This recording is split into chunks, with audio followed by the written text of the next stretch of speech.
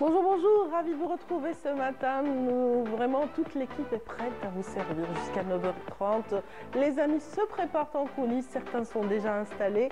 Vous allez voir, aujourd'hui, donc nos amis vont vous offrir toute une panoplie de thématiques aussi intéressantes les unes que les autres. On va commencer par Fela Benour ce matin qui, elle, reçoit un expert en climat des affaires. Il s'agit de M. Abdel-Jabbar Sedni. Il est cartologue à la base et il est établi aux USA. C'est dans Djalia des Aides. Dans Djalia des Aides, cette rubrique qui est consacrée aux Algériennes et Algériens qui sont à l'étranger. Puis bien sûr, dans un autre volet, celui de la santé, Agnès Rir, notre nutrithérapeute, nous parlera aujourd'hui essentiellement de la mésothérapie du stress et de la douleur. Eh ben, tout le détail, ce sera tout à l'heure. C'est quoi? Comment est-ce que on passe par la mésothérapie et dans quel cas? Nous le verrons avec Agnès Rir dans un instant. Bien sûr, dans cette émission, tous les dimanches, nous recevons un invité particulier, celui qu'on appelle l'invité de la matinale. Il est interviewé ce matin, comme d'accoutumé, par Yazid Aït Mahidine. Il s'agit en l'occurrence d'un représentant du ministère de la Solidarité. Et puis aujourd'hui, nous allons encore parler du 11 décembre 1960. Pour les plus fidèles, ils savent déjà qu'on avait abordé la thématique avec Hassan Arab, qui revient cette fois-ci sur l'événement, mais surtout sur son impact sur une résolution en particulier de l'ONU. Il s'agit de la résolution 1514, dont on comprendra un petit peu le contenu et les aboutissants, l'aboutissement aussi dans un instant. Samir Hadjamal, pour sa part, dans le volet culturel, nous parlera d'une coutume en particulier, le port de la dlala, c'est du côté de Annaba et de l'est du pays qu'on retrouve cette tenue traditionnelle portée par les mariés en général et bien sûr toute la symbolique de ce vêtement traditionnel sera mise en valeur avec Samira Hadjamar tout à l'heure. Par ailleurs, bien sûr, nous avons l'occasion de retrouver ce matin, comme chaque dimanche, Riyad Belkhadim pour le round-up sportif. Voilà qui est dit par rapport à l'essentiel du contenu. Bien sûr, il y a les reportages et aussi qui est au front ce contenu dans un instant. Donc, on démarre l'émission avec un point météo et il est signé aujourd'hui à Malaribi. C'est parti.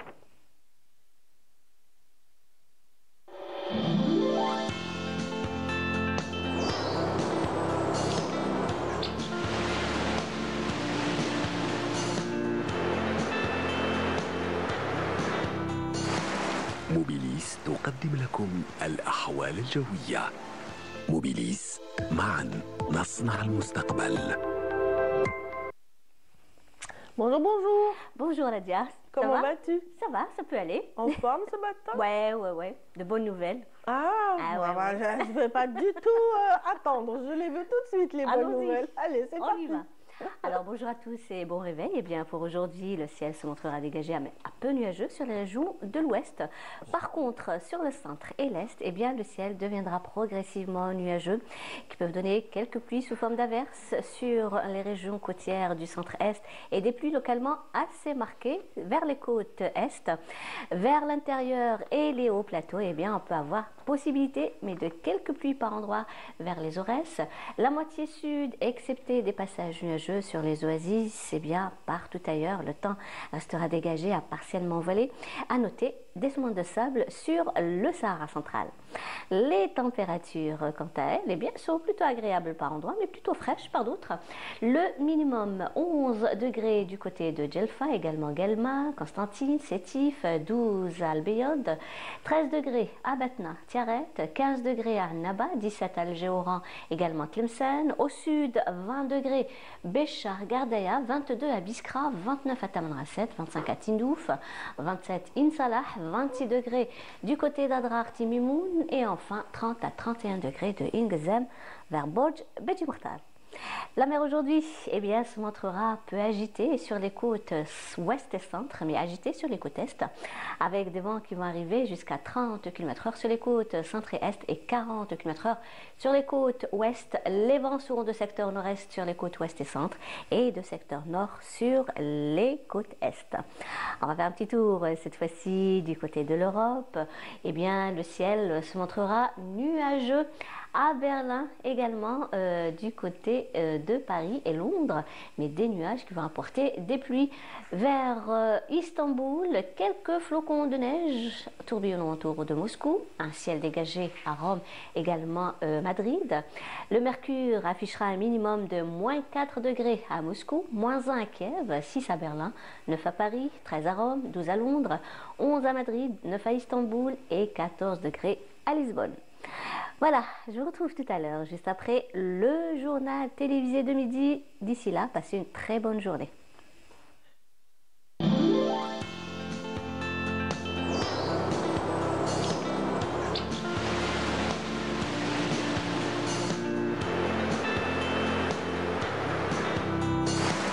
موبيليس تقدم لكم الأحوال الجوية.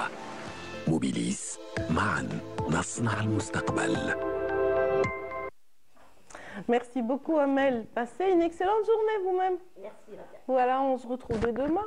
Inch'Allah, oui. Pour ce qui nous concerne, bien sûr, les téléspectateurs vous retrouveront dès midi pour les nouvelles du ciel également. Donc, passez une excellente journée. Merci. Vous aussi, qui êtes vraiment chez vous ou sur le point peut-être de partir, ben, on vous souhaite passer d'agréables moments cette demi-journée.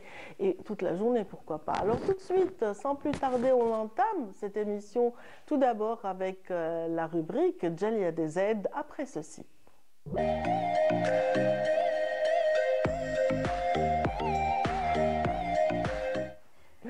Et voilà, c'est avec Fella Benour qu'on entame cette rubrique. Bonjour Fella. Bonjour Nadia. Ça va bien? Très bien, merci. Vous avez passé un bon week-end?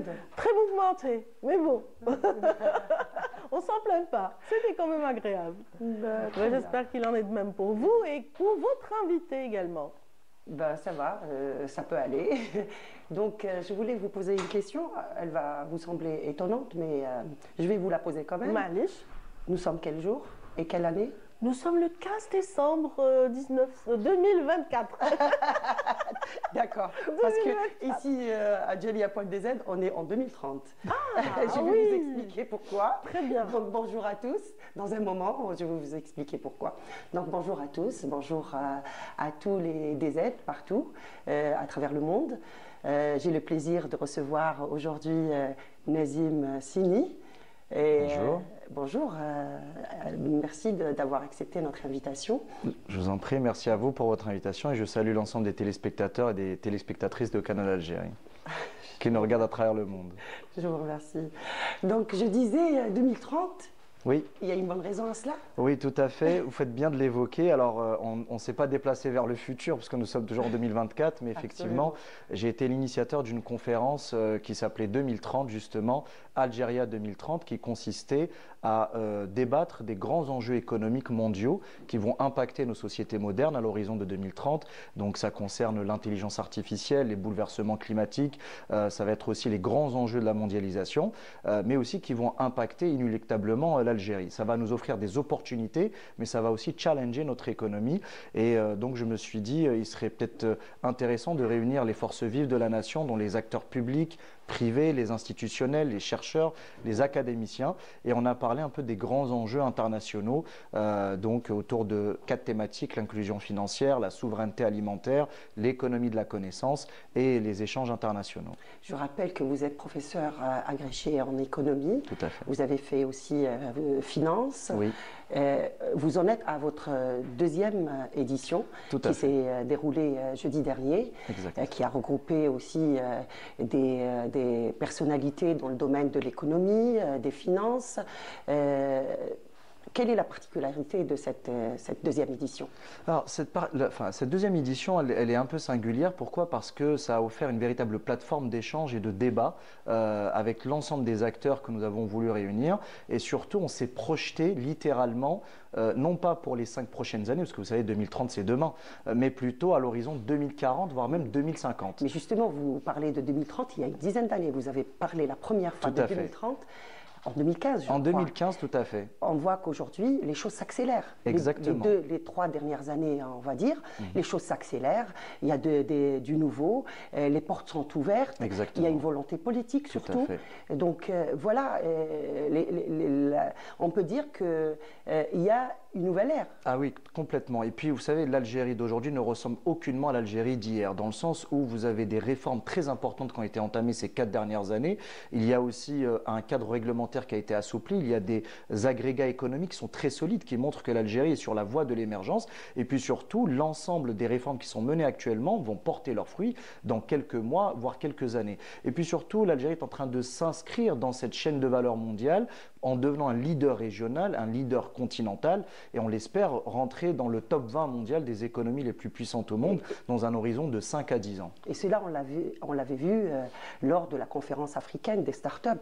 Et le nombre de jeunes, qu'ils soient ici ou de l'autre côté, qui ont présenté des choses extraordinaires. Tout à fait. Non, donc mais le potentiel est vraiment là. Exactement. Et surtout, l'engouement qu'il y a eu autour de cette African Startup Conference, qui a réuni peut-être une trentaine de pays africains. En fait, Alger a été un peu le centre continental de l'innovation durant quelques jours de cette conférence. Absolument. Et on a vu justement les startups, les jeunes porteurs de projets, ceux qui travaillent sur des projets de nouvelles technologies, de l'IoT, l'Internet des objets, ceux qui sont en train de fabriquer ou de produire les technologies de demain, les applications de demain.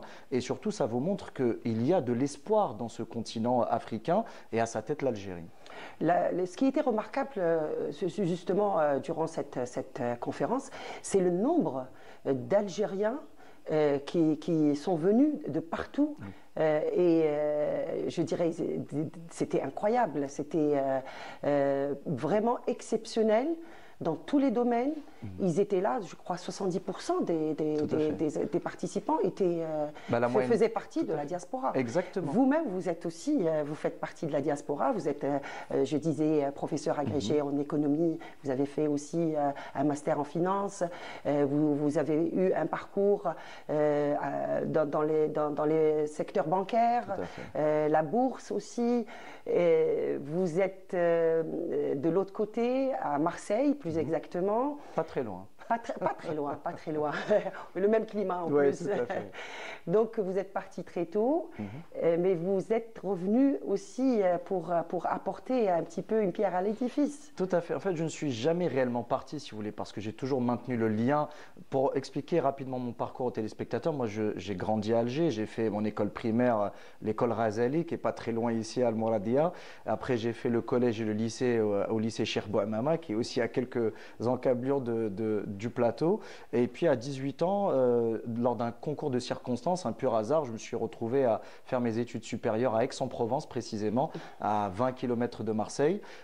J'ai fait mes études supérieures, j'ai commencé à travailler, j'ai démarré une vie professionnelle.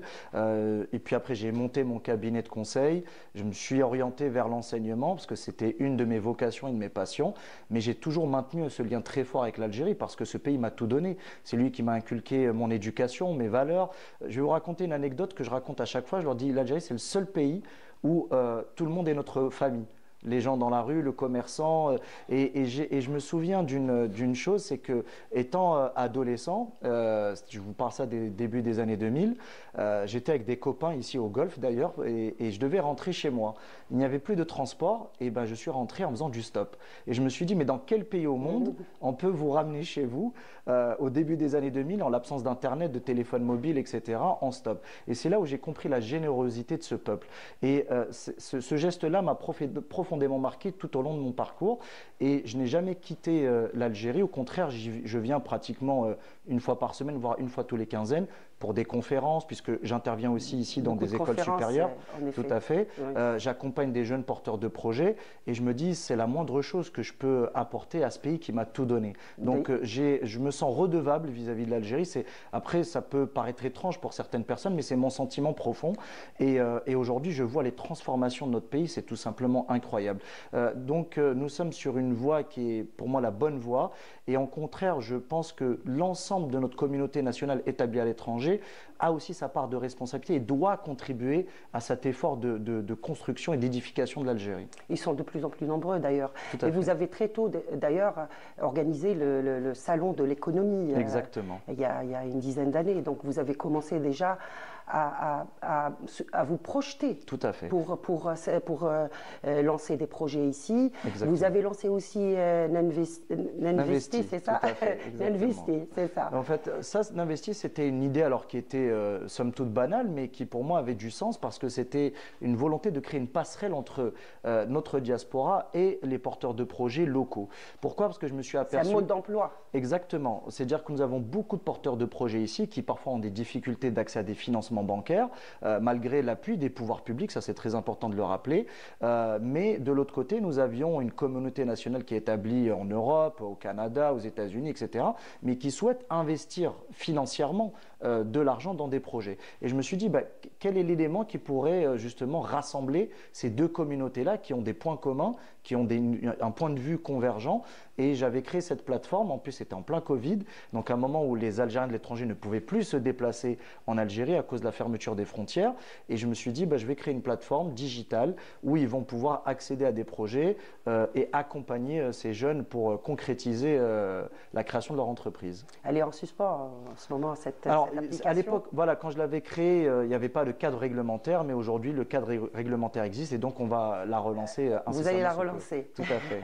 Donc ça va intéresser beaucoup de porteurs de projets, certainement. Parce que comme disait la semaine dernière mon invité Ali Ben Fatoum, oui.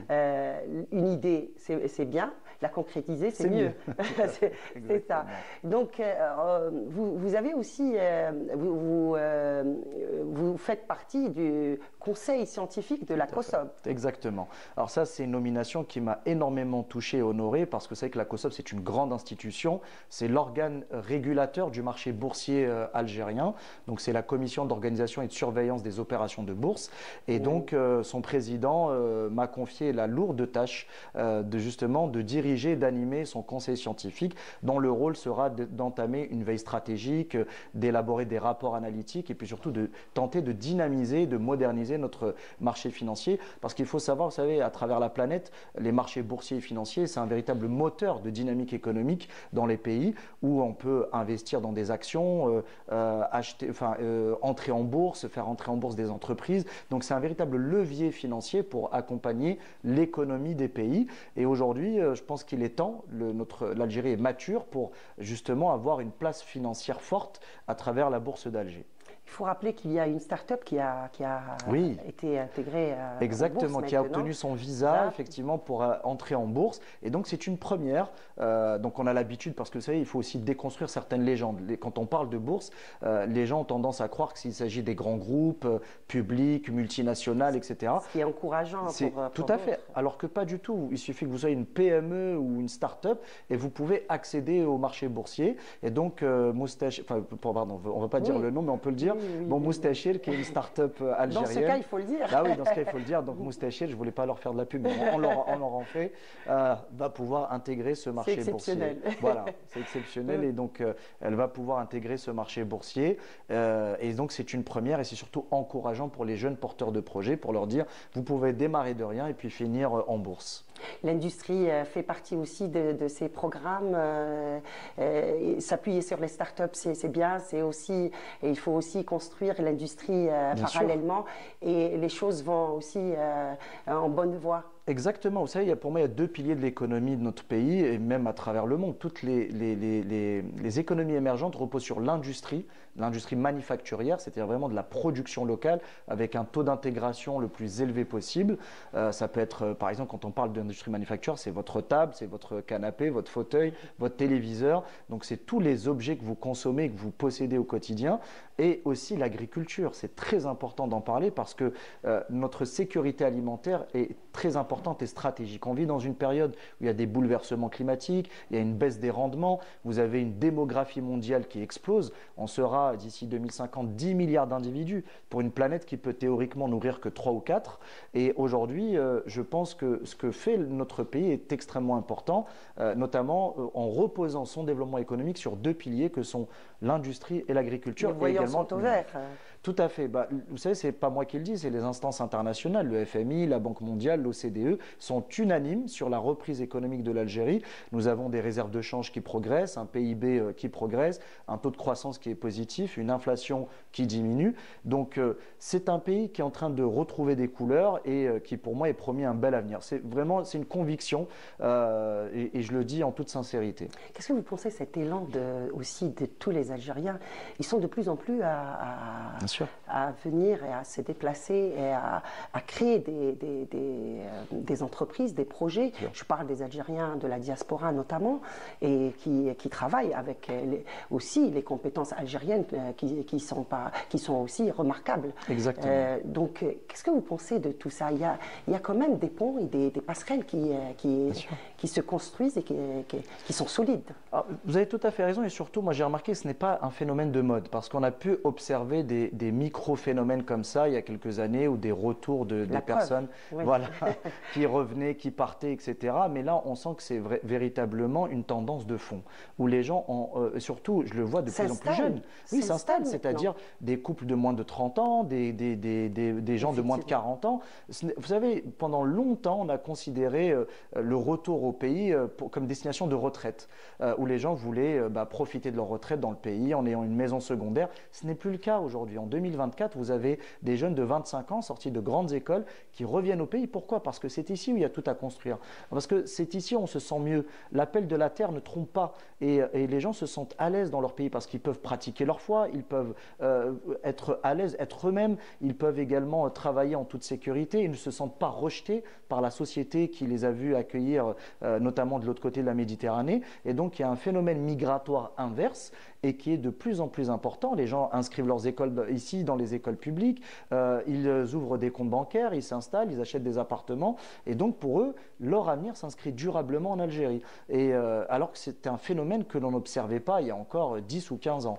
Et c'est pour moi une bonne chose parce que ça permet de fortifier la nation et surtout de créer de véritables passerelles avec les Algériens ici. Comme vous l'avez si bien dit, nous avons de formidables compétences qu'il faut aussi valoriser. Dans tous les domaines. Dans tous les domaines, que ce soit le numérique, l'ingénierie, la médecine, l'éducation. Vraiment, nous avons des véritables perles qu'il faut mettre en avant, qu'il faut aussi accompagner, encourager. Et ce retour justement de la diaspora est pour moi très important. Ça vous montre qu'il y a une vigueur de la nation, que notre pays attire, notre pays séduit. Et ça aussi, c'est des signes qui ne trompent pas. Une diaspora qu'on avait vue en force lors de la foire de Milan, où il y avait une centaine d'artisans. Il y avait aussi à l'honneur le costume algérien, d'ailleurs qui a été inscrit à l'UNESCO. Tout à fait. Et ça, c'est une autre fierté dont l'Algérie peut se réjouir et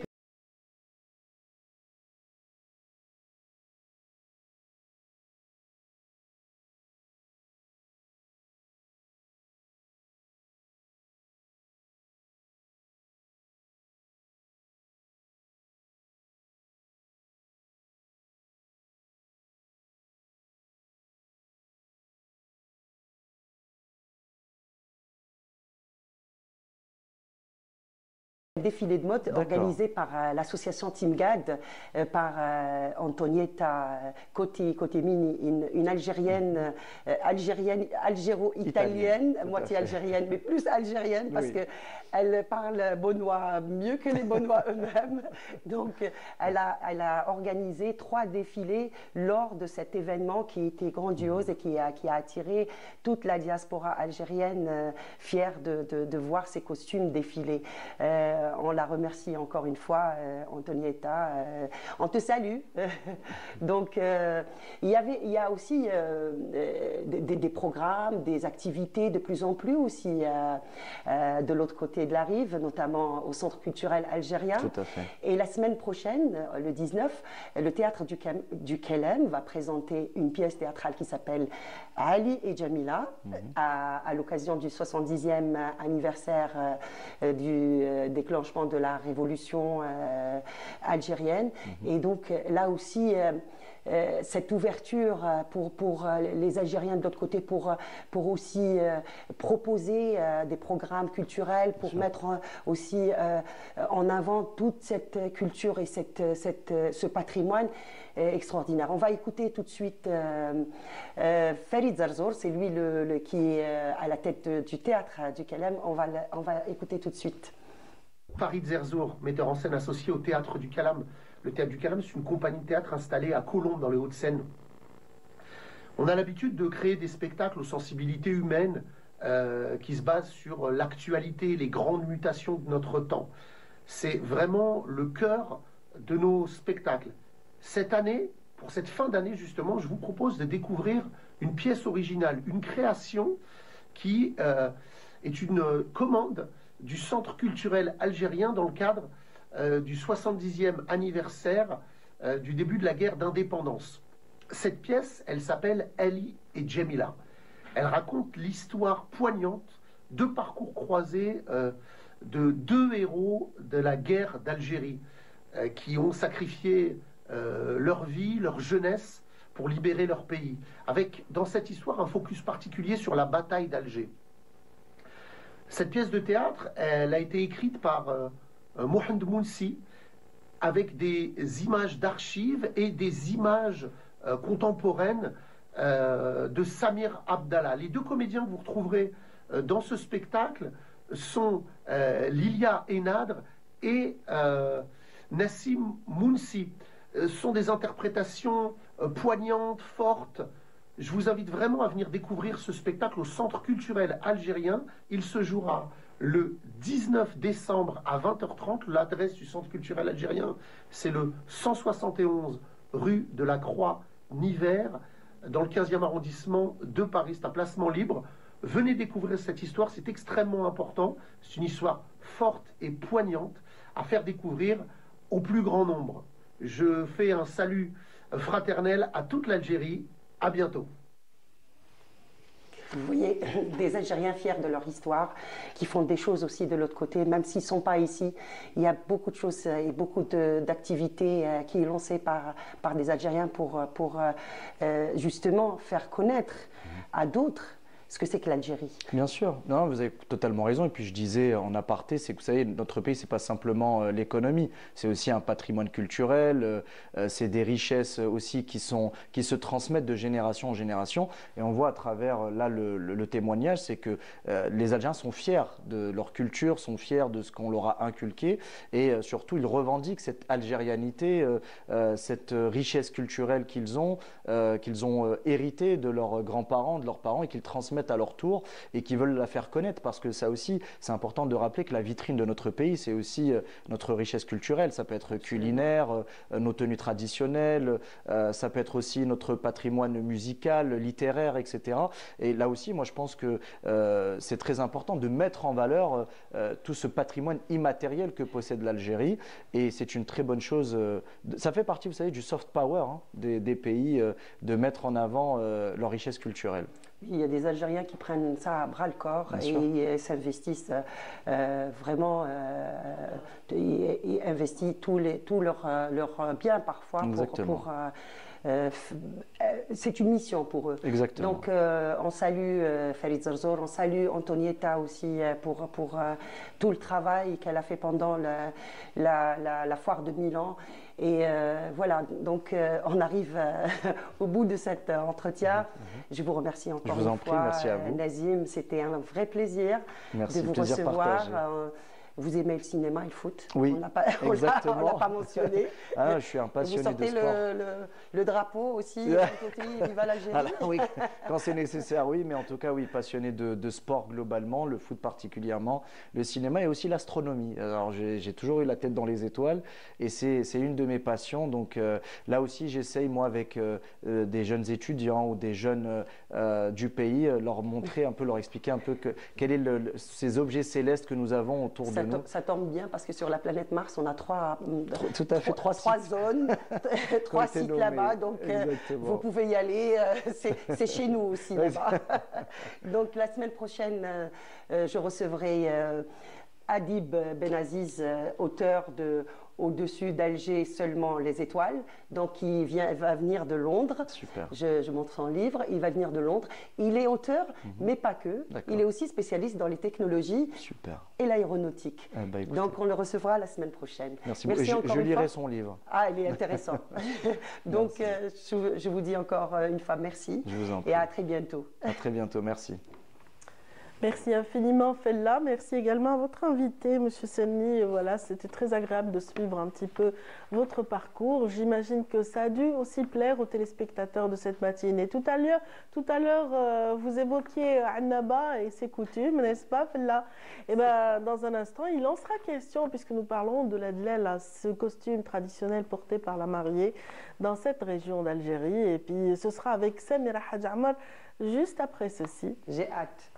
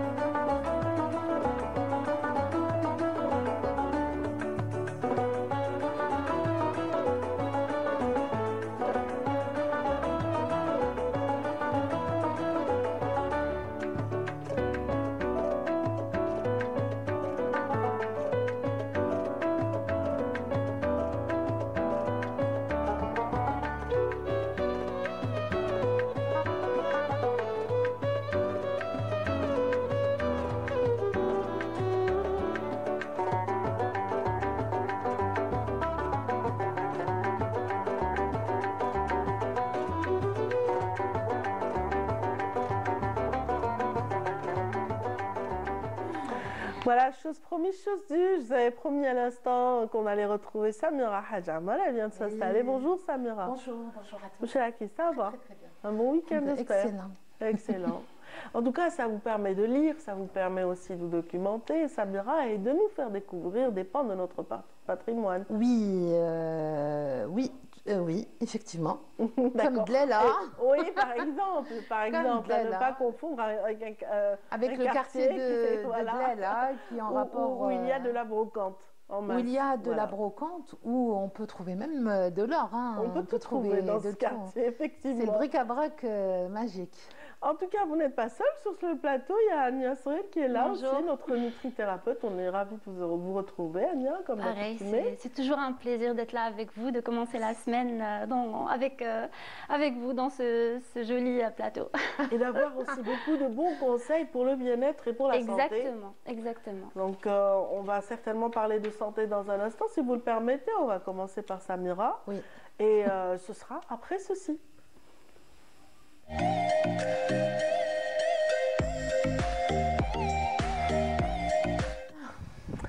Alors, رحتي للعنابة وما شفتيش المايو؟ Non, رحتي للعنابة وما شفتيش. Les Benoît vont se fâcher, ils ont horreur de cette phrase légendaire qui a traversé tous les temps. Absolument. Tout comme la Dlela, Dlela Hannabiya, ou Dlela de Bona, ou Dlela de Hannaba, qui est en fait une... avec le temps et couramment, ça a pris l'ensemble de la dénomination et fait référence à l'ensemble de la tenue traditionnelle nuptiale de la mariée. Mais en réalité, Dlela, dont on ne connaît pas vraiment l'origine du mot, pas encore en tout cas, fait référence à la tiare, à la tiare de la mariée, ce qu'elle porte le jour de la grande fête, on va dire, hein, parce que la fête peut durer plusieurs jours. Mais le jour où elle porte une tenue, la robe blanche. C'est comme à Tlemcen, il y a ce petit shidda, ce petit cône comme ça au-dessus de la tête. Exactement. Sauf que chaque région d'Algérie a sa propre tradition, a sa propre culture, a sa propre, on va dire, ses propres accessoires, ses bijoux. Et je trouve qu'à Annaba, tout comme Tlemcen, il y a des associations, il y a des choses qu'on retrouve dans le processus, parce qu'il y a la tenue, la coiffe, mais il y a aussi tout le processus qui accompagne la mariée le jour de son mariage. Je trouve que c'est une très belle tradition à Annaba. Parce qu'il y a une habilleuse. En fait, c'est tout un savoir-faire qui est détenu par des femmes jusqu'à aujourd'hui. Oui. Ça s'appelle Mashta, c'est une accompagnatrice qui va habiller la mariée, pas que. Hein. C'est un corps de métier qui est devenu très très tendance et les familles algériennes, celles de Annaba encore plus ancrées que ceux d'Alger, font appel à une dame en général. C'est une dame qui est d'un certain âge. Donc on va dire qu'une dame qui est connue, qui est connue par les voisins, par la société, par les quartiers, dans le quartier, dans la ville, et donc elle a une réputation saine et de confiance. Donc on l'appelle avant le mariage. Donc pendant les préparatifs, pendant le mariage, elle encadre la mariée et après le mariage même, elle peut continuer à aider la famille puisqu'elle a la tradition de la rosa et puis après... Bon, oui, à Annaba, ça peut se prolonger toute une semaine. Exactement, en fait, hein. Mais dans beaucoup de villes, en Kabylie c'est pareil, il a fait pendant 7 jours. Voilà, donc la machta, c'est un métier très ancien, c'est la dame qui va venir, qui va... alors, ça se pratique jusqu'à aujourd'hui, elle a généralement tous les accessoires. Et en général, elle a tous les secrets pour la réussite de la cérémonie. Elle a les tenues, elle a le savoir-faire, elle a les bijoux, elle a jusqu'aux chaussures, elle a absolument tout. Il y a aussi pour certaines régions parce qu'on soulève la mariée dessus, j'ai oublié le nom. Oui, voilà. Je ne connais pas. Elle me pose une très bon matin, voilà. Donc pour soulever la mariée. Et donc à Annaba, la machta accompagne la mariée pour pour mettre la tenue donc glala. Et qui prend du temps, cette tenue à... On va préciser déjà que la coiffe, je ne sais pas si on l'a vu, on la voit là, elle est de forme trapézoïdale, voilà. Elle peut contenir, alors elle mesure 25 cm, elle peut contenir jusqu'à 50 pièces d'or. De louis d'or, oui. Oui, alors pas, non, à la base c'était pas des louis d'or, à la base c'était des soltani. Donc des soltani d'or. On peut dans des cas retrouver des pièces d'or hafsid ou encore ce qu'on appelle, et on utilise ça jusqu'à aujourd'hui, doublones, les doublones espagnols. Ils sont très très rares. On peut trouver des sequins vénitiens et récemment, donc pendant la colonisation, elles se sont adaptées les femmes. Elles ont utilisé le Napoléon, donc le louis d'or.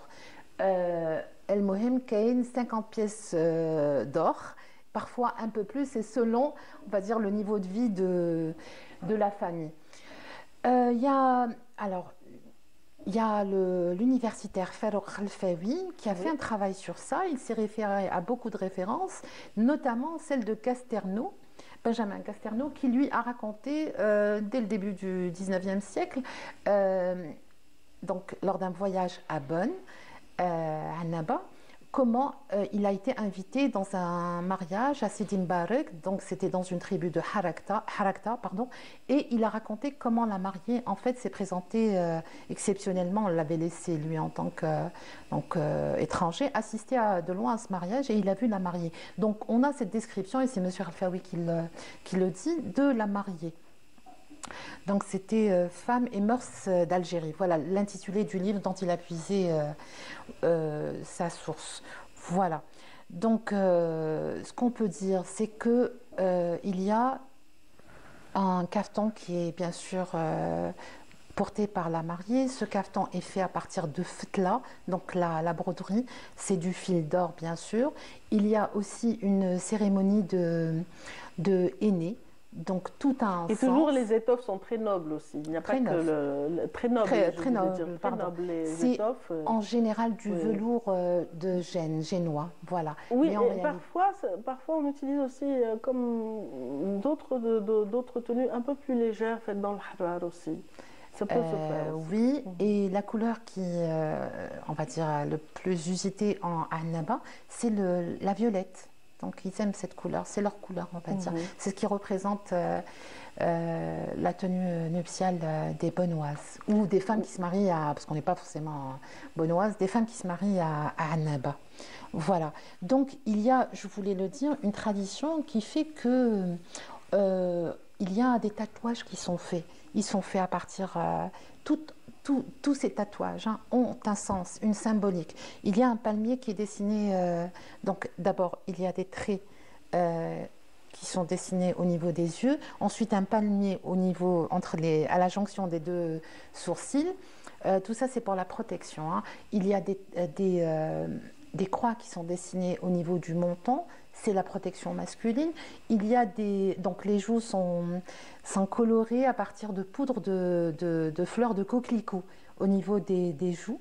C'est le fard à joues en fait. Voilà. Si la mariée accepte, avant c'était comme ça, mais aujourd'hui on accepte le maquillage moderne. Qui ressemble, elles utilisent. Ania n'est pas rassurée. Là où il y a des gens qui le font jusqu'à aujourd'hui, ils aiment ça. J'imagine que ça parle de la tradition en elle-même, comment elle a dû commencer, mais j'imagine que ça a dû évoluer tout en gardant un petit peu l'essence de. Disons que même si elles mettent le tatouage, la tenue, elle y est jusqu'à aujourd'hui. Même si elles mettent le tatouage, il n'est plus comme avant, je veux dire, éternel. Elles mettent des choses qui s'effacent. Voilà. Elles mettent bien sûr le henna sur les mains et sur les pieds et sur, on va dire le dos du pied. Il paraît, dans tout ça, on nous dit, Monsieur Al-Fahmi nous dit que c'est une tradition qui existait du temps des Puniques et qu'on le retrouve sur certaines figurines puniques que l'on peut voir dans des musées. Alors c'est une tradition aussi qu'on partage avec nos voisins les Tunisiens, puisque Annaba n'est pas très loin. Elle est à un peu plus de 500 km d'Alger et pas très loin de la Tunisie.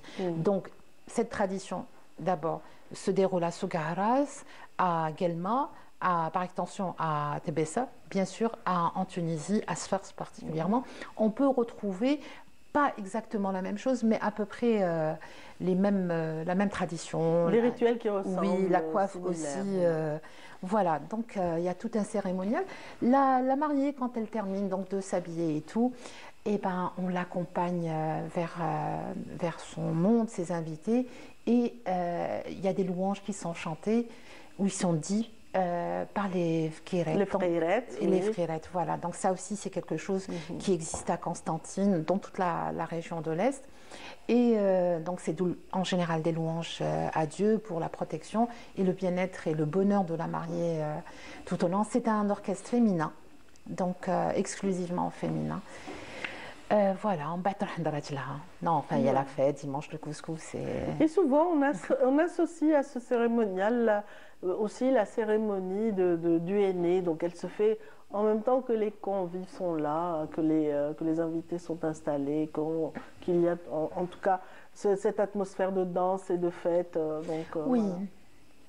Exactement, c'est comme ça, mais juste pour rappeler qu'il n'y a pas que cette coiffe. Il y a beaucoup des tresses, il y a des choses. Alors il y a énormément d'ajouts. Alors justement, merci de me l'avoir rappelé. Avant, mais je ne crois pas que ça se passe de la même manière. La tradition exigeait que la mariée ses cheveux étaient coiffés de 2 tresses en fait. Bon, maintenant je pense qu'à Midero. Le chignon, elle s'attache les cheveux plutôt en arrière, mais la réalité faisait que on voyait les cheveux de la mariée, et il y avait sreb, et il y avait énormément de bijoux aussi. On lui faisait porter le khalkhal en or, mais aussi des bijoux dont on trouve l'origine du côté de Betna, berbère, pour dire qu'il y avait un mélange de bijoux. Voilà, c'est une tradition très ancienne, au-delà du début du 19e siècle, comme cité par Casterno. Voilà. Le temps de raconter peut-être d'autres détails, Samira. En régie, on nous propose une chanson de Lies Santene. Donc, on va vraiment dans l'Est algérien avec cette chanson, Sultana en l'occurrence. Je suis presque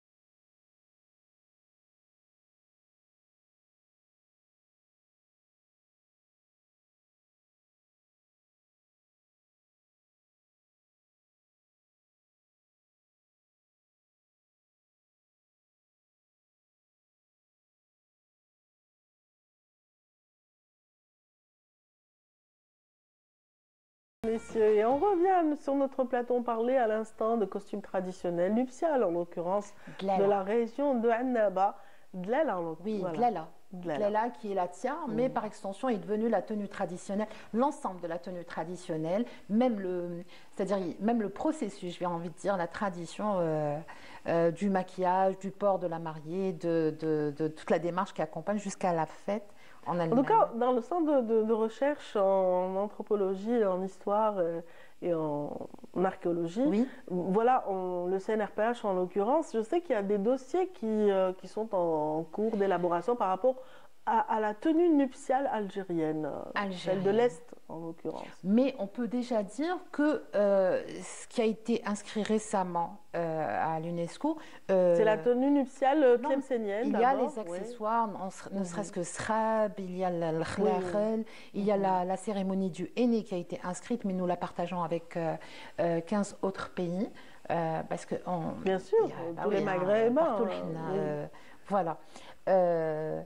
Et il y a donc les bijoux et aussi le procédé. La mashta est mentionnée dans le processus qui accompagne. Nuptial, exactement. Ça, c'est déjà inscrit. Après, les régions sont citées aussi dans cette inscription et Annaba fait partie justement de la liste. Exactement.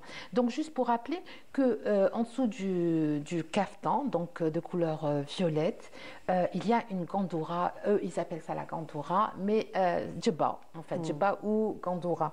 Et que allez, on va la prononcer à la bonnoise, el gandoura. El gandoura. Donc, et en général, elle est blanche. Oui. Voilà, elle est blanche, elle est brodée aussi donc le fetla.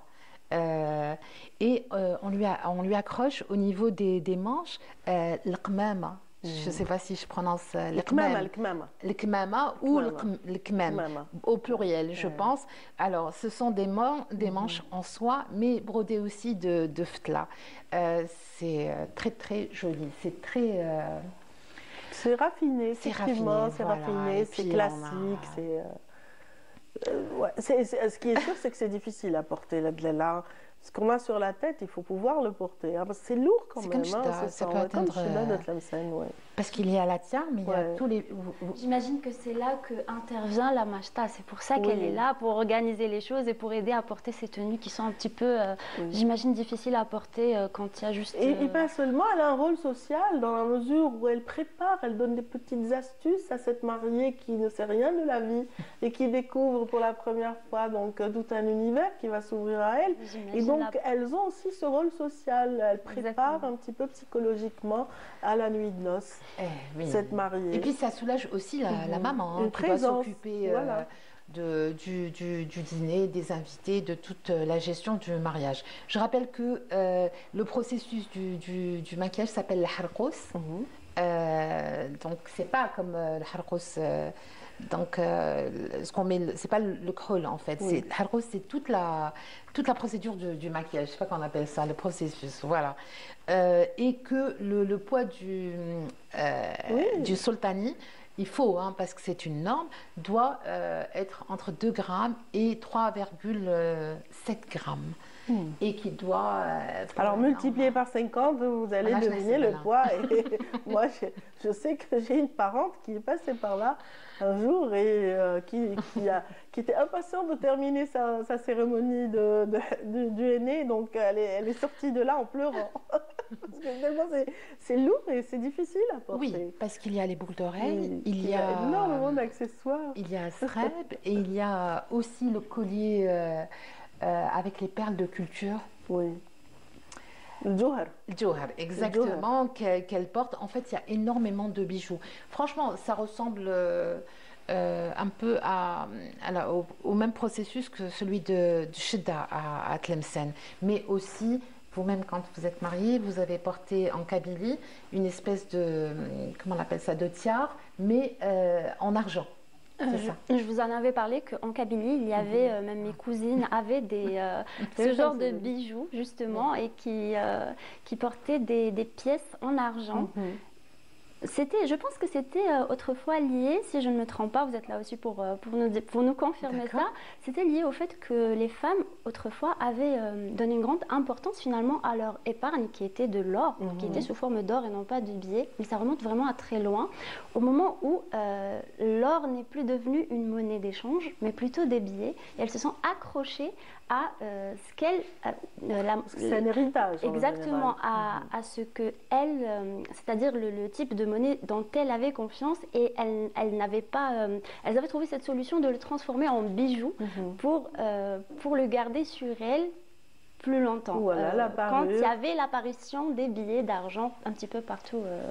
Et elles transmettent ça de mère en fille. Exactement, comme un actif financier à transmettre, comme une forme d'épargne à transmettre à leurs enfants, à leurs petits-enfants. Et toujours d'actualité. Qui est toujours d'actualité. En cas de coup dur, en cas de maladie. Que ce soit de l'argent, justement, ou bien de l'or. Les femmes épargnent dans l'or. Dans l'or, mais croyez-moi, autrefois, l'argent avait sa valeur. C'était l'argent. Exactement. Aussi. Même l'argent avait sa valeur financière, et donc c'était une forme de deuxième. En revanche, ce procédé dont parle Samira, lui, est conservé par des détentrices du savoir-faire. Ce sont des mashtat qui possèdent voilà. Alors, à Annaba, les mashtas sont connus, c'est-à-dire on sait, c'est un métier qui se transmet de mère en fille. On connaît les familles, on connaît parce qu'il y a un rapport de confiance très étroit. Elles sont très respectées et on va dire aujourd'hui plus qu'hier. Peut-être que les mariées d'aujourd'hui n'investissent pas autant de sous, qu'elles préfèrent plutôt louer.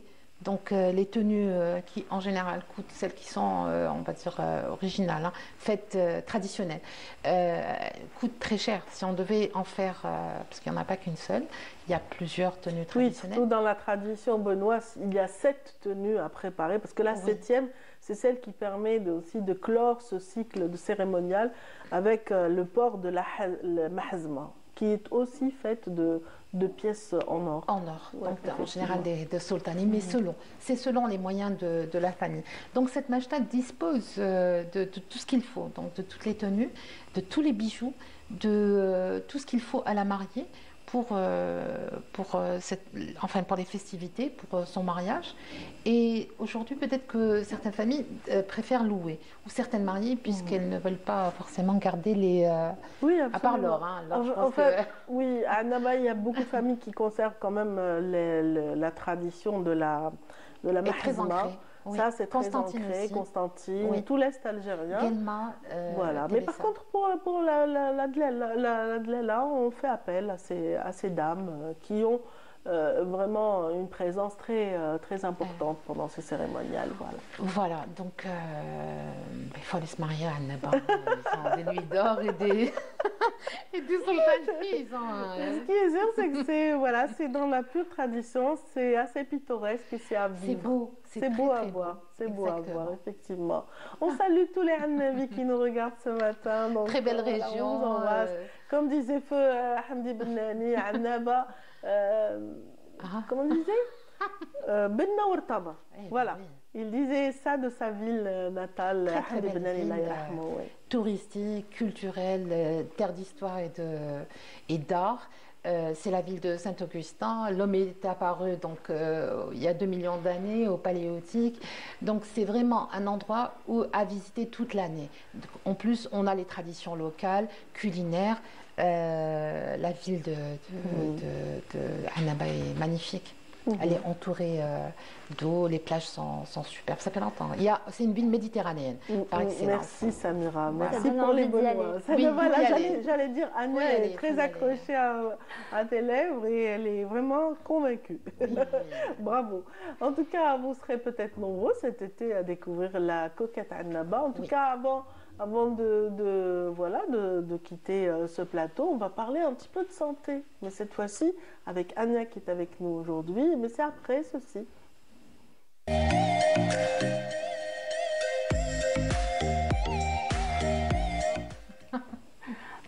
Ça va Rania? Ça va et vous?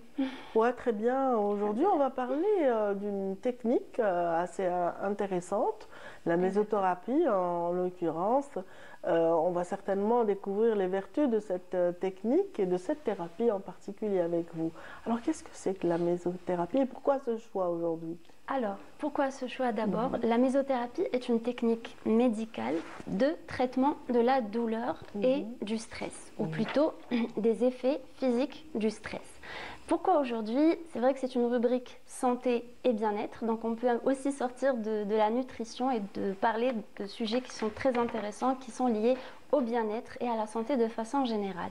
Et surtout que c'est une technique qui apporte tellement d'avantages et qui réduit les effets secondaires des thérapeutiques antidouleurs, qui est limite considérée comme une thérapie d'avenir. C'est-à-dire qu'elle a de beaux jours devant elle, même si elle a été découverte il y a déjà, durant les années 50, par un médecin français, un médecin généraliste français, monsieur Michel Pistor, et elle a été développée depuis. Et justement, il y a aussi la Société algérienne de mésothérapie qui a formé plusieurs médecins généralistes. Et de nos jours, de plus en plus de rhumatologues, d'orthopédistes sont en train de se former et ont recours à cette technique car elle apporte beaucoup de bienfaits, que ce soit pour le stress ou pour limiter l'handicap lié à certains types de douleurs qui peuvent vraiment être invalidantes avec le temps. Voilà. Comment se passe justement la mésothérapie du stress et de la douleur? Il faut d'abord la différencier de la mésothérapie esthétique, car beaucoup de personnes, lorsqu'ils entendent le mot mésothérapie, ils vont penser à tout ce qui est mésothérapie esthétique. La mésothérapie esthétique, c'est des injections aussi qui sont superficielles, mais ça n'a rien à voir. La mésothérapie du stress et de la douleur, c'est l'injection très superficielle, intradermique, voire sous-cutanée, de molécules en infime quantité. C'est-à-dire que vous allez réduire la quantité des molécules que vous allez injecter et donc vous allez réduire les effets secondaires, notamment sur le système digestif et l'estomac, concernant les anti-inflammatoires qui sont souvent utilisés pour les douleurs arthrosiques, les douleurs nerveuses, voire d'origine vasculaire, et où on va justement avoir un effet plus important car l'injection se fait tout près du lieu de la douleur, voire même sur des lieux spécifiques tels que pour le stress où on va viser le plexus solaire au niveau de l'abdomen et avoir une action directe sur le trajet même de la douleur. On prépare la séance généralement, d'abord on a une consultation avec son médecin. Elle ne se fait que par un médecin évidemment et avec des molécules pharmacologiques qui sont très, on va dire, codifiées ou qui ont des contre-indications précises, des indications précises pour tel ou tel objectif parce que les douleurs sont variées. Donc d'abord une consultation de préparation justement pour savoir quelle est vraiment... Pour expliquer comment ça va se passer, etc. La séance... On peut avoir une séance par semaine, mais de préférence, ça va se répéter sur 2 ou 3 semaines. Et c'est à partir en général de la deuxième séance qu'on peut voir des effets. Mais parfois, selon les indications, on peut déjà voir un effet très positif dès la première séance. Ça peut même paraître pour certains patients assez miraculeux, des patients qui souffrent depuis très longtemps et qui ont peut-être des allergies ou des intolérances à tel ou tel médicament. Notamment les anti-inflammatoires. C'est des aiguilles. Ce sont des injections qui se font avec des aiguilles très fines.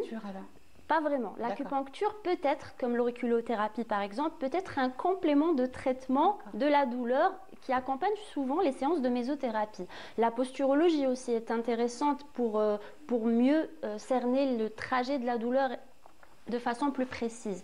Mais c'est des aiguilles qui sont fines avec lesquelles on va injecter un produit pharmacologique sous le derme ou juste en intradermique. On peut utiliser des aiguilles fines justement, comme on peut utiliser ce qu'on appelle un pistolet à injection. On va sûrement voir l'image. On a vu l'image. Voilà. Ça fait pas mal. Ce n'est pas douloureux car, comme je vous l'ai dit, c'est vraiment très très superficiel. Ça se fait de façon... c'est comme un nappage. On a l'impression que le médecin est en train de mettre du produit sur la peau. Alors que c'est vraiment... ça rentre mais en infime quantité. Et ça va directement viser la douleur elle-même, le lieu douloureux où il y a l'inflammation aussi. Voilà. Et ça va réduire significativement ces douleurs-là. Et c'est pour ça que c'est considéré comme une thérapie qui a beaucoup d'avenir. Si ça réduit la douleur, ça réduit le stress automatiquement, parce qu'une douleur, c'est stressant. Exactement. Et justement, quelles sont les indications pour lesquelles on peut justement utiliser cette technique? Alors, les indications pour la mésothérapie du stress et de la douleur. Déjà la douleur, mais quel type de douleur? Vous avez déjà les sciatalgies. Il y a beaucoup de personnes qui souffrent de sciatique, du nerf sciatique, et qui n'arrivent pas à trouver une solution. Bien sûr, il y a les indications pour la chirurgie, la rééducation. Ça ne va pas écarter cela, mais ça va apporter une réelle prise en charge de la douleur en elle-même. Je précise la douleur et non pas forcément la source exacte de la douleur. Donc, pour les sciatalgies, ça a un très bon effet. Vous avez tout ce qui est gonalgie, tout ce qui est arthrose du genou.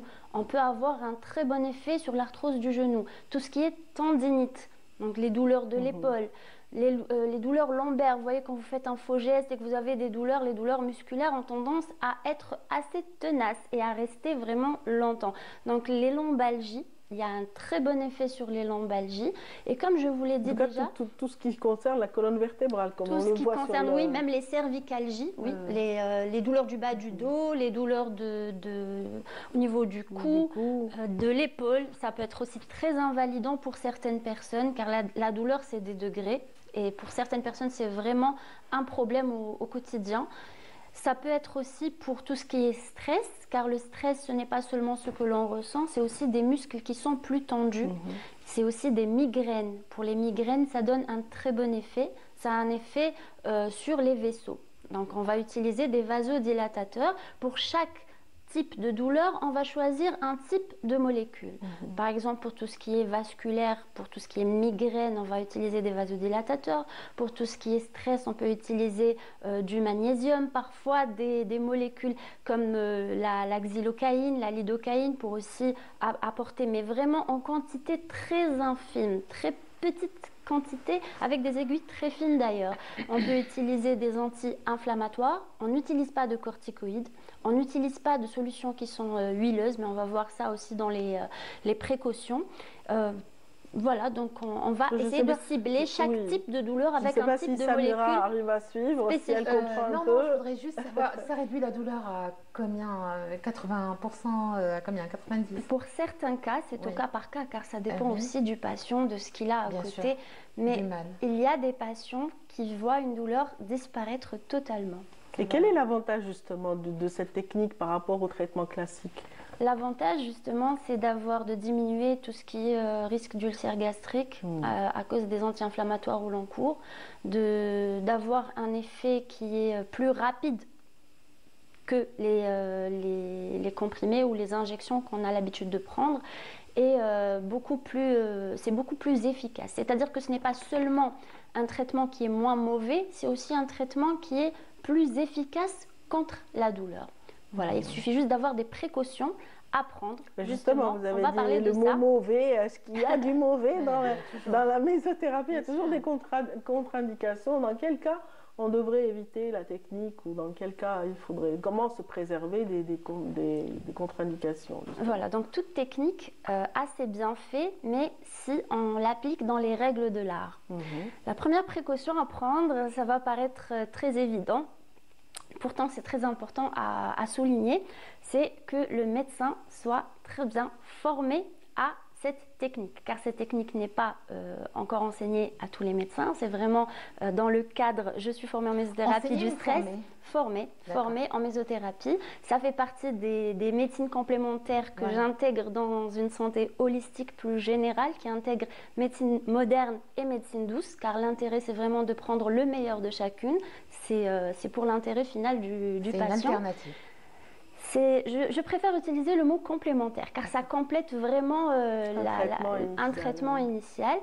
Et justement, donc on disait que ça allait compléter le traitement. Les précautions à prendre, c'est que la personne soit déjà très bien, le thérapeute soit formé longuement à cette technique-là. Il y a beaucoup de patients, ils vous disent, moi j'ai utilisé cette technique, mais je n'ai pas vraiment vu de résultats. Déjà, il faudrait peut-être une deuxième séance ou une troisième séance. Il faudrait que ce soit fait dans les règles de l'art pour viser le point exact car c'est très anatomique.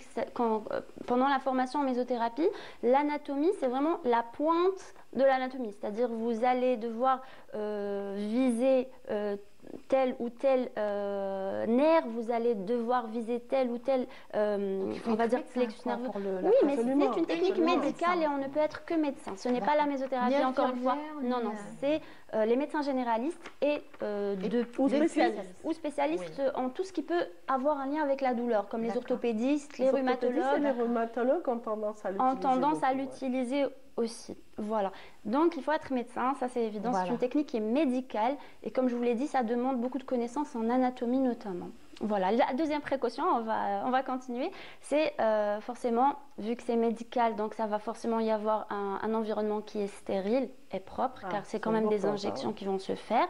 Il ne faut pas avoir d'infection cutanée, c'est très important. Si vous avez déjà une infection cutanée, il va y avoir des complications, on va injecter, comme je vous l'ai dit, comme une forme de nappage. On utilise ce terme de façon populaire, c'est une forme de nappage, c'est-à-dire qu'on va injecter très superficiellement des produits qui peuvent avoir un effet secondaire, être très prudent sur les effets indésirables dans le sens où si vous avez une allergie à tel médicament par voie orale, vous aurez aussi une allergie peut-être cutanée si vous l'utilisez en seringue. Donc évitez, demandez au patient s'il a telle ou telle allergie à tel ou tel médicament. Ne pas mélanger plus de 2 ou 3 produits car il y a souvent des cocktails antidouleurs, des cocktails anti-stress en fonction de ce que l'on va viser, de tel type d'arthrite, de tel type d'arthrose, ce qui n'est pas la même chose, d'une tendinite ou d'une sciatique, ce n'est pas les mêmes molécules que l'on va utiliser, comme je vous l'ai dit. On peut aussi, dans le stress, apporter des vitamines. Ce n'est pas que le magnésium, c'est aussi des vitamines qui sont utilisées pour réduire le stress et pour réduire les douleurs qui sont liées au stress. Les enfants, les femmes enceintes? Les femmes enceintes, ça peut être indiqué, mais de préférence, on évite. Pour certains cas, oui, car c'est de toutes petites quantités de produits. Donc, ça va réduire les effets secondaires. Mais on reste quand même prudent. Pour les enfants, non, on évite. Les adolescents, c'est possible, mais pas les enfants de bas âge. Voilà qui est bien dit, Amia Sarir. Je rappelle que vous êtes notre nutrithérapeute et que vous parlez de santé et de bien-être chaque dimanche. On retrouvera probablement pour une thématique tout aussi intéressante dimanche prochain. Également, Samira pour demain. Tingad. Tingad demain. La cité antique, les trésors d'Algérie. Super, merci infiniment. Et tout de suite, sans plus tarder, on va retrouver dans un instant l'invité de la matinale qui sera interviewé par Yazid Mahidi.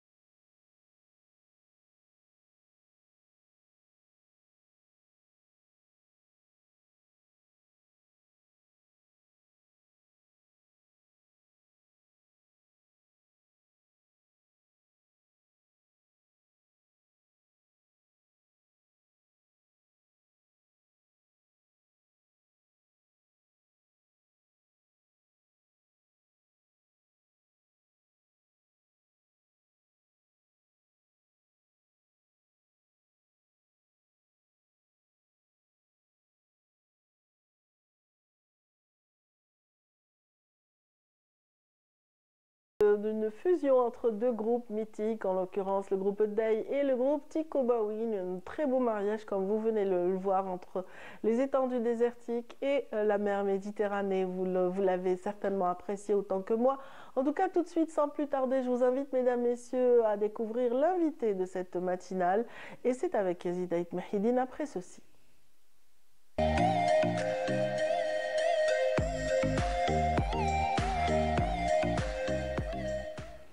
Bonjour Yazid. Bonjour Nadia. Oui, on a été embarqué dans un enchantement et puis aujourd'hui nous allons parler avec notre invité de la matinale, Monsieur Reda Bayou, donc directeur du SAMU social. Reda, bonjour. Bonjour. Donc voilà, c'est un habitué de la matinale et aujourd'hui c'est l'hiver qui s'installe et le SAMU, les membres du SAMU donc sont à pied d'œuvre pour soutenir les populations qui vivent dans la précarité. Donc vous pouvez nous parler un petit peu des dernières interventions du SAMI ces dernières semaines en fait. Oui, bien sûr. Bonjour. Le SAMI social actuellement c'est la solidarité sociale. On intervient surtout aux institutions de M. Louali d'Alger, surtout cette période hivernale, dans les rues. Alors on est sur terrain sur les 14 circonscriptions administratives. On est un groupe. On est le SAMI social, on coordonne avec d'autres établissements, c'est la DAS, la direction de l'action sociale, et la direction de la santé, et la protection civile et les services de sécurité. Donc ce travail de coordination avec les autres secteurs donc, se fait donc, la nuit avec la DGSN, avec la DAS, comment ça se passe, comment vous approchez en fait les sans-abri? Comment, sûrement que vous avez toutes des informations par rapport où l'on trouve les sans-domicile fixe, les personnes vivant dans la précarité. Comment en fait ça se déroule, ce travail de longue haleine et puis ce travail de coordination avec les psychologues, avec les services de sécurité? On intervient, on a un programme, alors c'est pas M. Louali d'Alger, on a des sorties quotidiennement, 3 sorties par jour. Sur les 3 CA, par exemple, c'est CA de Sidi Mohamed, CA de Belouad et CA de Sindai, parce qu'on trouve beaucoup d'SDF là-bas. C'est la concentration de 6 personnes là. Alors, on a par exemple la matinée, on sort à 7 h du matin, c'est la caravane qui sort. La caravane, elle est composée, comme je vous ai dit. Alors, dès qu'on trouve un cas, on stop, on arrête, on approche, c'est l'approche. Alors, on a des équipes, des psychologues, des médecins, des éducateurs qui font l'approche. On essaie de les convaincre, pour la prise en charge au niveau des centres de notre établissement. Et puis il y a ce travail aussi que vous faites, ces valeurs de civisme, d'inclusion, de citoyenneté que vous incarnez sur le terrain, notamment à travers la réinsertion de ces personnes qui vivent dans la précarité, ces sans-abri. La première des choses, dès qu'on arrive au centre du SAMI social, par exemple, on a un centre de SAMI social de Del Ibrahim, c'est un centre de transit.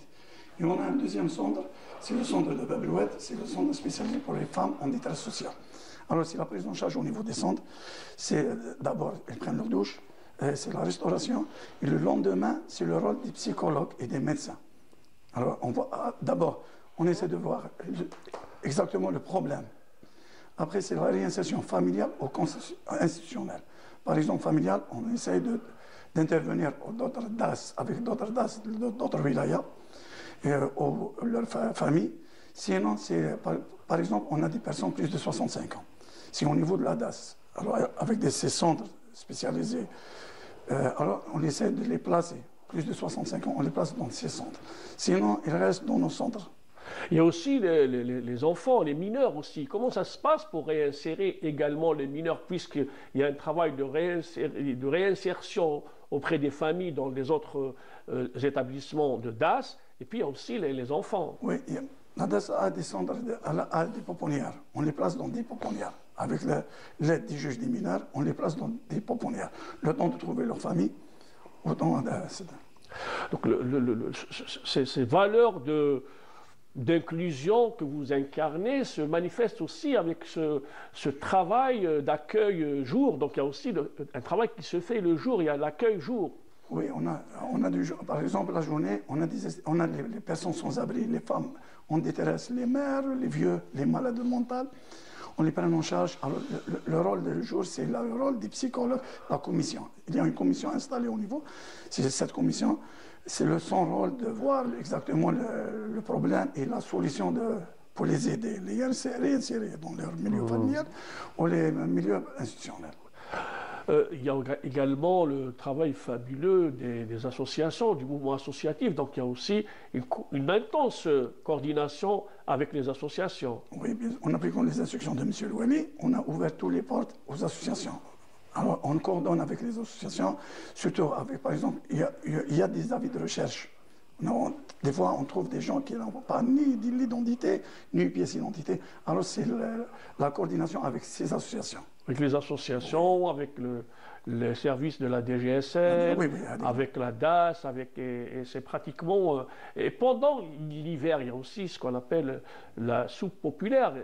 On vous approchez aussi les sans-abri, qui certains vivent des situations de malnutrition, et c'est un geste vraiment très très noble de s'approcher des populations. Oui, alors durant cette période, on les approche la nuit, surtout la nuit parce qu'on trouve le froid. On essaie de convaincre toute la population qui se trouve dans la rue de les prendre en charge. Mais on trouve des gens qui refusent totalement la prise en charge. Ils sont habitués de ce... Alors c'est la soupe ou les couvertures. On les donne des couvertures et la soupe chaude. On les distribue, malgré, normalement, c'est au niveau de nos centres. Mais pour ne pas les laisser dehors, on les donne une soupe chaude et des couvertures. Ces hommes et ces femmes qui se retrouvent du jour au lendemain au bas de l'échelle, je pense que vous avez également réussi à réinsérer des gens, à retrouver une vie normale, des gens qui vivaient dans la précarité. Oui, par exemple, l'année 2024, on a pu réinsérer 426 femmes. Le milieu familial ou même le milieu institutionnel. Par exemple, il y a des femmes qui n'ont aucun niveau, on les a placées dans nos centres et on a pu, des stages, on lui faire des stages de formation pour apprendre la vie. Oui. Et puis il y a également ce phénomène aussi des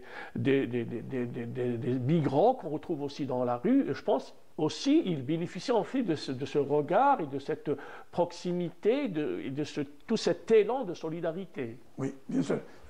Suite au dernier conseil exécutif de M. Louali, présidé par M. Louali, les instructions, on approche à tous les gens, à toute personne qui ont des difficultés, qui se trouvent dans la rue.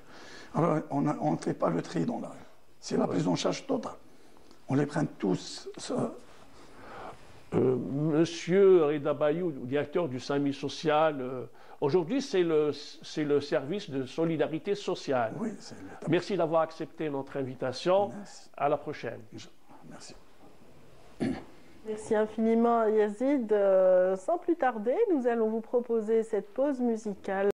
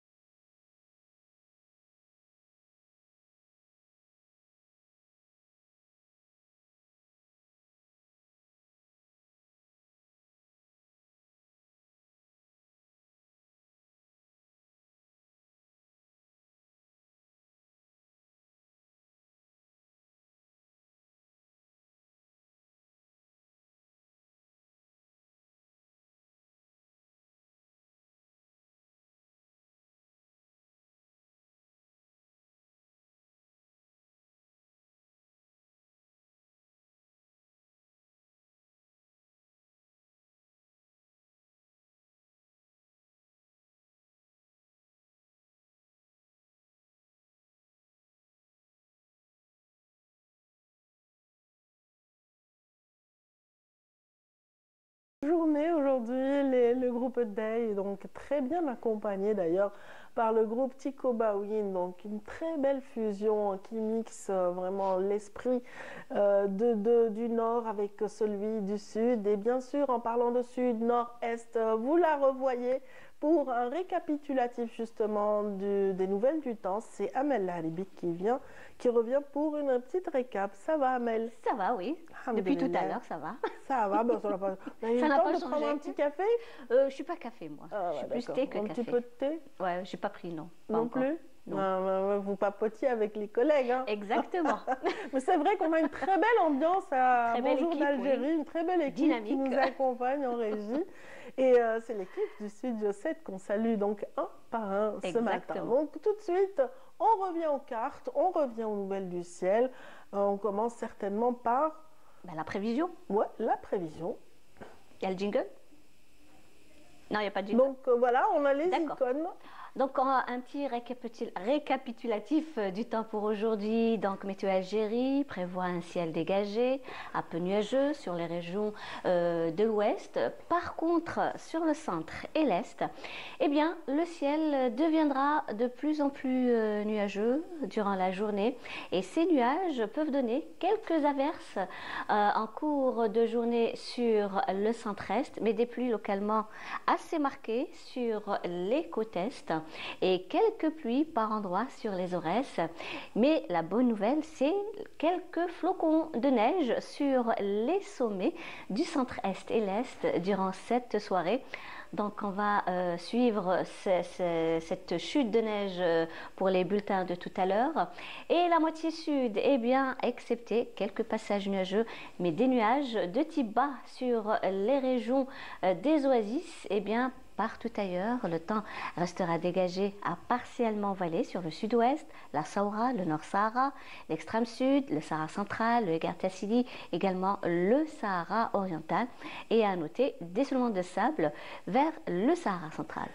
On voyait tout à l'heure le clip avec le groupe Tico Bawin qui est originaire de Janet, justement. Exact. Janet est à visiter absolument cette période, bien sûr, de tourisme saharien, vraiment qui est en vogue. Il y a déjà la saison a commencé, vous pouvez profiter de ces perles du désert. Et en ce moment, il n'y a pas de sable, donc c'est l'idéal pour le moment. C'est vraiment, on a un très beau sol, vous pouvez bronzer en plein sable. Oui, les vous randonnées. Vous pouvez faire du ski, de la randonnée. Bah oui. Vous pouvez faire de la glissade. Avec un guide, attention, parce qu'on risque de se perdre. Hein. Bien sûr, non, c'est très important. C'est immense, mais c'est un plaisir aussi de partager un moment, de siroter du thé avec son guide. À Tico Bawin, au Tahrir et j'en passe, des lieux magiques et magnifiques. Alors on revient aux cartes, désolé. Il n'y a pas de souci. Une petite incursion, désolé. Il n'y a pas de souci. Comme ça, on va parler des températures l'après-midi. On va commencer par le nord. Météo Algérie prévoit un minimum de 11 degrés du côté de Djelfa, également Guelma, Constantine, Sétif, 13 degrés à Batna, 12 degrés à Al-Bayad, 15 à Annaba, Skikda, Taraf, également Tizi Ouzou, 13 degrés du côté de Tiaret, 17 à Alger, Oran, également Tlemcen.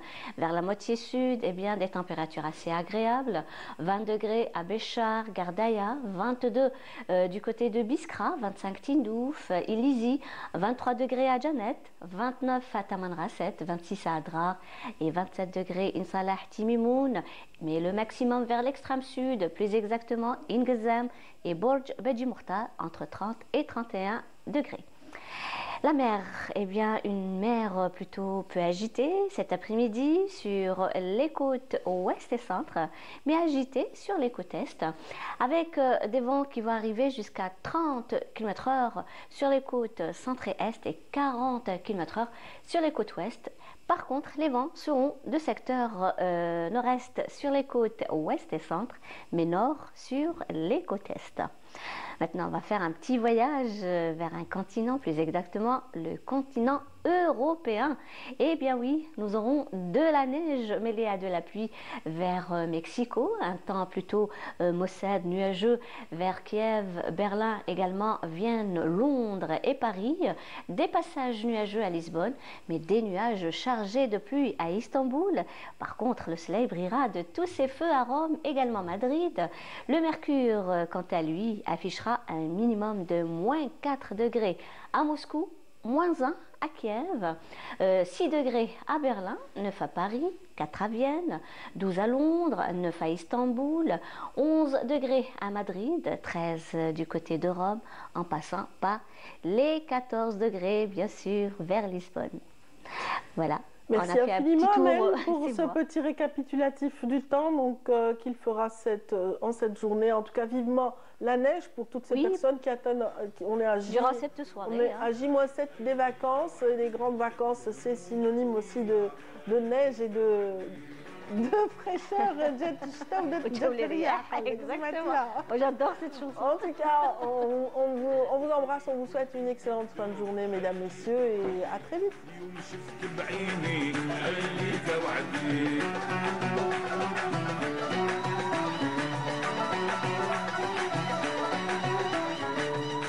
ريح ويهبل هيليك وعدي بيضة تولي وصيفة هيليك وعدي